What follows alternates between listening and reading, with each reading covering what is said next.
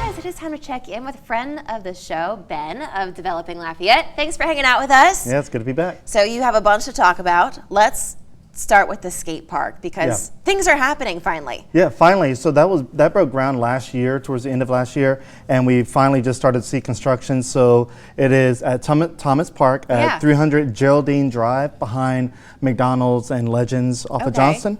So it's an 11,200 square foot skate park that'll feature a street plaza with rails and platforms and a large bowl and a mini ramp. Nice, that's exciting. Yeah, and it's estimated to be completed by the summer, but give or take, construction can sometimes go over. And weather, especially here. Yeah, weather, definitely. Let's be honest. Yep. And then, Lafayette staple, Judice Inn. This is exciting for them. Yeah, it's a big deal. So they were established in 1947.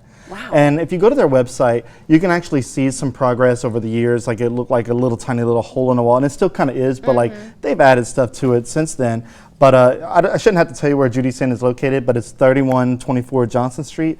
So what they're going to do is double the occupancy. So right now you have however many people can sit there. Yeah. They're going to add about 200 square foot, so you can double the seating capacity. That's exciting. And then he recently added a drive-through kind of pickup window. Yeah, which is a game changer. Yeah. Some people don't like to get out of their cars. Yeah, and it's a whole second kitchen. So it's like they have two kitchens operating now, one for drive and one for inside. That's amazing. Really cool. That's exciting for them, especially because they're a staple here.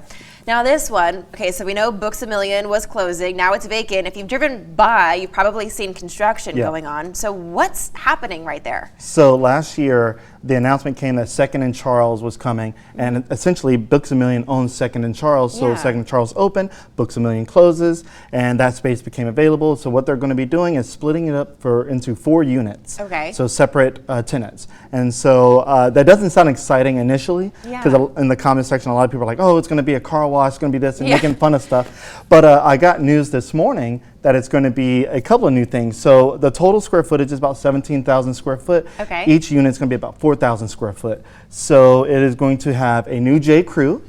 I don't know if it's an outlet or anything like that. Sephora. And Lululemon. Oh, Lululemon. Lululemon. That's exciting. Those are some pretty big brands coming here. Yeah, and so the 4th space is still up for grabs. Okay, that is exciting. Yeah, so big news there. Yeah, that is big news. And Ben, if people at home want to stay up to date with all of the happenings going on in the area, where can they go? Facebook, Developing Lafayette, Instagram. I have TikTok now that I'm getting better at, and the website, developinglafayette.com. And how often do you guys make posts on what's going on? Is it typically every day?